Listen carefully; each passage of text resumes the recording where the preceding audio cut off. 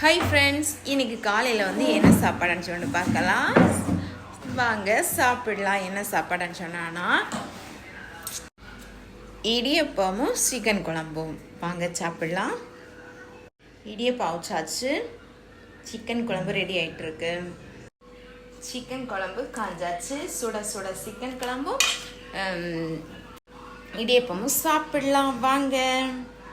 நம்ம எப்போவுமே நம்ம எதிரிகளுக்கு சந்தோஷமாக இருக்க மாதிரி தான் காட்டுக்கொள்ளணும். கவலைன்னு சொல்லிட்டு இருக்கக்கூடாது. கவலையை நினச்சிட்டு இருந்தான்னு சொன்னால் நம்ம மைண்டு தான் இதாகி மனநோய் ஆஸ்பத்திரியில் போக வேண்டியது. அதனால வீடியோ போட்டியே சந்தோஷமாக இருக்க மாதிரி இருக்கணும். நம்ம எதையும் கூட நினச்சக்கூடாது.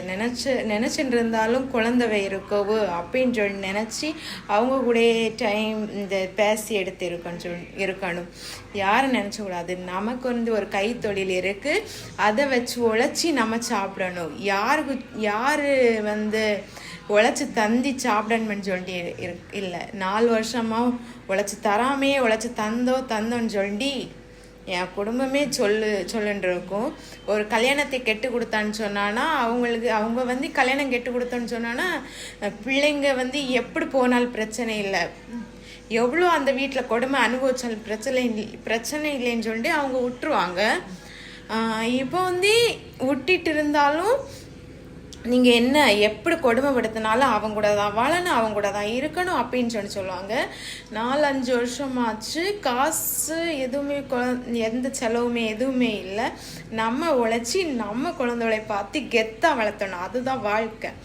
இனி அப்படி தான் இது பண்ணணும். எந்த குடும்பக்காரவங்க எவ்வளோ காசு இருந்தாலும் வச்சிட்டு இருக்கட்டு, ஏன் காசு தான் நல்லா வச்சு வாழ்ந்துட்டு இருக்கட்டு.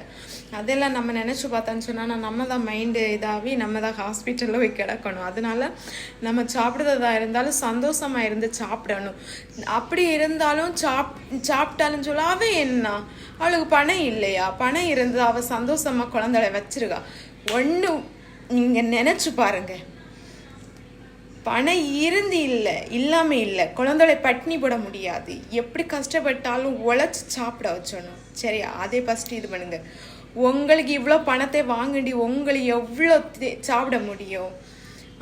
அதை மாதிரி தான் நாங்கள் பைசா கொடுத்தான்னு சொன்னால் நாங்கள் தின்னக்கூடாதா? அவங்களுக்கு பைசா தந்துட்டான்னு சொன்னான்னா தின்னான்னு சொன்னான்னா பணத்தை நீங்கள் தரக்கூடாதா? சாப்பிட்டான்னு சொன்னானா நாங்களும் கஷ்டப்பட்டு தான் குழந்தைகளை ஒரு கைத்தொழில் செஞ்சு தான் நாங்களும் சாப்பிடுதோம். ஓகே, சந்தோஷமாயிருங்க. பைசாவில் வச்சுட்டு சந்தோஷமாயிருங்க. இப்போலாம் போய் கேட்க போனான்னு சொன்னான்னா இது பண்ணி விடுதாங்க. கேட்கும்போது அழுது கேட்பாங்க. நம்ம லட்சக்கணக்கில் கொடுத்துட்டு நம்ம பிச்சைக்காரங்களாக இருக்கோம், அவங்க இது பண்ணுதோ ஆம்பளை மக்கள் இருக்கான்னு சொல்லி நம்ம இதில் இருக்கோம், அவங்க சந்தோஷமாக இருக்கும். இப்போ வாங்க நம்ம சாப்பிடலாம். அதே புலம்புன்றதா பெருமை கொடுத்தனார், அதே புலம்புன்றதா புலம்புடுதான் இருப்போம். இப்போ நம்ம சாப்பிடலாம் வாங்க.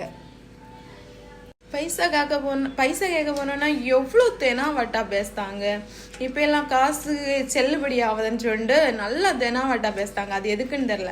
அடுத்தவங்க பணத்தில் வச்சு நீங்கள் தின்னுதோமே, அது கடவுளுக்கு எப்படின்னு சொல்லிட்டு தெரில. கடவுள் நல்லவங்களை நல்லா சோதிச்சு பார்க்குறாரு. சோதிச்சு பார்க்குறாரு. அது எதுக்குன்னு தெரில. இருந்தாப்புல நாங்கள் போடுறோம் போல இருக்கேன். நல்லவங்களை கெட்டவங்களே நல்லா வாழ வச்சு பார்க்குறாரு. அவங்களுக்கு தான் நல்லா எல்லாமே இது பண்ணி சந்தோஷமாட்ட அடுத்தவங்க பைசால சந்தோஷமாக இருக்குதாங்க. நம்ம அதை குறிப்பிட்ட நேரத்துக்கு ஒன்றுமே இல்லாமல் பைசா கேட்க போனால் நம்ம தான் திட்டும் எல்லாமே பட்டுட்டு வரோம். அவங்க வீடு வாசல் எல்லாம் இருக்கும், நம்ம வாடகை வீட்டில் இருந்து நம்ம கஷ்டப்படுதோம். கவின் போட்டியோ பவுன் போட்டியோ நம்ம கஷ்டப்பட்டு இருக்கோம். ஆனால் அவங்க சந்தோஷமாட்டி இவன்கிட்ட காசு இறக்கி கொள்ளுது, இவன் நல்லா இருக்கா அப்படின்னு சொல்லி. நான் நல்லா இருந்தேன், நல்லா இல்லாமையோ என் காசை நீங்கள் தரணும் கெடதா? ஏன் காசு வாங்கிருக்கோம் நீங்கள் தான் தரணும். அதுக்கு இவ்வளோ பில்டப் போட்டி எதுக்கு? காசு தந்தவங்களை அவமானப்படுத்தான்னு எங்களுக்கு தெரில. படுத்தினா தானே காசு அவங்க நம்ம இழந்து போகணும்னு சொல்லிட்டு அவங்க நினச்சி கொள்ளுதாங்க போல். சரி, நம்ம சாப்பிடலாம் வாங்க. ஒவ்வொரு கதையாட்டி கொஞ்சம் கொஞ்சமாக வந்துட்டே இருக்கும். நீங்கள் நினச்சிட்டு இருக்கோம், சிரிச்சோன்னே இது பண்ணோன்னே இவ நல்லா சந்தோஷமாக இருக்க, நல்லா இதாட்டு இருக்கேன். அவங்கள வலி கவலையெல்லாம் அவங்களுக்கு தான் தெரியும், வாங்குதவங்களுக்கு தெரியாது. வாங்குதவங்க நல்லா சந்தோஷமாக வாங்கும்போது அழுது வாங்குவாங்க. அதுக்கு பிறகு தரும்போது தரவும் மாட்டோம், நம்மளை வந்து அவமானப்படுத்தி அப்படி இது பண்ணுவாங்க. அதான் வாழ்க்கை. சரி, வாழ்ந்துக்கிட்டு போகலாம். இவ்வளோ வருஷம் வாழாட்டோமா, இனி என்ன வாழ மாட்டோமா? வாழுவோம். நம்மளால முடியும். முடிஞ்ச வரை குழந்தைகளை நல்லா படிச்ச வச்சு நல்லா வாழ்ந்து காட்டணும். எப்போ இருந்தாலும் நம்ம பட்னியாக இருந்தாலும் குழந்தைகளை பட்னி போடக்கூடாது. அது ஒன்று பண்ணணும்.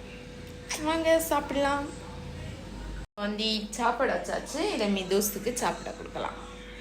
பல்லு விளக்கு எல்லாமே சொல்லணுமா? போய் சாப்பிடு, பல்லு விளக்குன்னு சாப்பிடு. எலும்புன்னு சோம்பேறியா இருக்காத மிதுசு, எலும்பு. இப்போ வந்து மிதுனுக்கு இதை சாப்பிட கொடுக்கலாம். மிதுன் காலையிலே போய் தொட்டி, அவங்க பாட்டி வீட்டில் போய் தொட்டியெல்லாம் கழுவிட்டு இப்போ தான் வந்தேன். சரி, சாப்பாடு கொடுத்துட்டு பின்னையும் நாகர்கோயில் போய் வேண்டியது இருக்கு. வா மவன், பல்லு விளக்காம இருக்கான். காலையில எலும்பு இருந்தி பல்லு விளக்க போறேன், அப்பதான் சாப்பாடு. ஓகே, உங்க வீட்டில் என்னன்னு சொல்லி கமெண்ட் பாக்ஸில் கமெண்ட் பண்ணுங்க. உங்களுக்கு இப்படி நடந்தான்னு சொன்னாலும் சொல்லுங்க. சரியா? எந்த கவலையாக இருந்தாலும் எதாக இருந்தாலும் நமக்குள்ளே இருக்கணும், நம்ம மனசுலேயே இருக்கணும். மக்கள்கிட்ட எதுவும் இது பண்ணக்கூடாது. நல்லா சாப்பாடு கொடுக்கணும். நம்ம வந்து நல்லா வந்து சந்தோஷமாக இருக்க மாதிரி காட்டுக்கொள்ளணும். அப்போதான் அவங்களுக்கு கொடுக்குறது செருப்படியாக இருக்கும். செருப்படி கொடுத்து எதுக்கு?